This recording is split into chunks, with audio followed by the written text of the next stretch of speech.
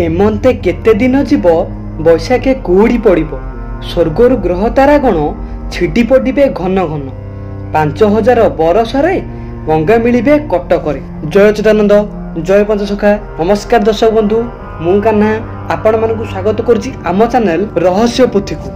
आज आमे अच्युतानंद मालिका लिखाई केते गुडे भयंकर भविष्यवाणी पद गुड़कू आलोचना करने को जाऊे।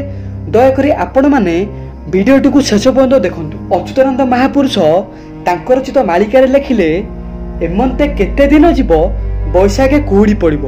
अच्युतानंद महापुरुष एठार 7 दिन 7 राति अंधार होगा कथा सूचाई देइछंती। अच्युतानंद महापुरुष कहते आ किछि दिन पर ही 7 दिन 7 राति अंधार होगा जाउछि। आ सेही समय रे स्वर्गर ग्रह तारागण छिटी पड़े घन घन। स्वर्गर सब ग्रह तारागण उत्तप्त हो छिड़ी पड़े। आपण माने देखंतु एहार प्रश्न प्रमाण रही। एबे देखंतु केते परिमाण रे खरा हेउछि।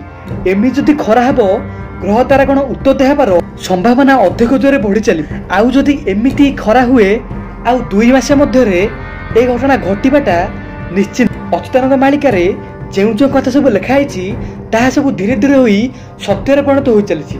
आउ एई घटना मध्य सत हेबो बोली 100 रु 100% ग्यारंटी रही। तापर कहिले 5000 बरस गंगा मिले कटक।